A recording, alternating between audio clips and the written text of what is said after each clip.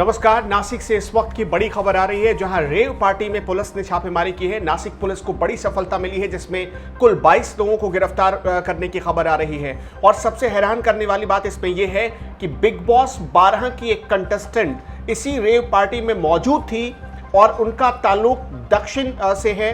वो दक्षिण के एक राज्य की रहने वाली हैं और रेव पार्टी में वो मौजूद थी, उन्हें भी गिरफ्तार किया गया है।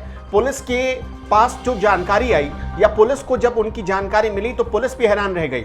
जो खबर आ रही है उसके मुताबिक मनोरंजन जगत की कई हस्तियां इस रेव पार्टी में मौजूद थी।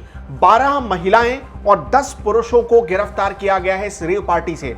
सबसे हैरान करने वाली बात यह है कि जिन 12 महिलाओं को गिरफ्तार किया गया है उनमें एक महिला ऐसी है जिनका कनेक्शन बिग बॉस 12 से है और कहा जा रहा है कि वो कंटेस्टेंट रह चुकी हैं, बहुत फेमस कंटेस्टेंट रह चुकी हैं। फिलहाल महाराष्ट्र की पुलिस इन सब के खिलाफ एनडीपीएस एक्ट के तहत कार्रवाई कर रही है। रेव पार्टी में ड्रग्स, शराब, ये सारी चीजें चल रही थी। पुलिस के हाथ कुछ ऐसी चीजें मिली हैं जो आपत्तिजनक है, जिसके बाद पुलिस इनके खिलाफ कार्रवाई कर रही है। सबसे बड़ी बात कि जो नासिक ग्रामीण के पुलिस अधीक्षक हैं यानी एसपी हैं, उन्होंने बताया है कि इगतपुरी के परिसरों में ये रेव पार्टी चल रही थी।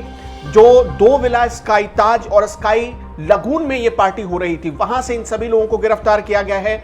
छापेमारी के दौरान पुलिस के हाथ कुछ अहम जानकारियां मिली कि ये रेव पार्टी कोई पहली बार नहीं हुई थी, इससे पहले भी इस जगह पर रेव पार्टी हो चुकी थी। और सबसे बड़ी बात आप देखिए कि एक विला के इलाके में, एक विला में यहाँ पर पार्टी चल रही थी।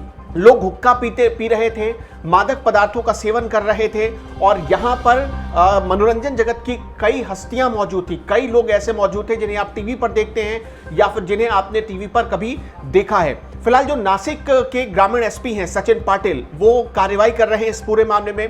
एनडीपीएस एक्ट के तहत मामला दर्ज किया गया। आप सबको बताएं कि नारकोटिक्स एक्ट इसे कहा जाता है, जिसमें मादक पदार्थों के सेवन के सिलसिले में जो भी सजा होती है वो सजा दी जाती है और वो अधिकतम सजा 7 साल तक की हो सकती है। ये सब आप सब लोगों को पता होगा, क्योंकि रिया चक्रवर्ती केस में एनडीपीएस एक्ट लग चुका था और उसमें तब ये सारी जानकारियां सामने आई थी। अब फिलहाल इन सारे 22 लोगों के खिलाफ एनडीपीएस एक्ट के तहत एफआईआर दर्ज हुआ है और पुलिस इन सभी को गिरफ्तार कर चुकी है।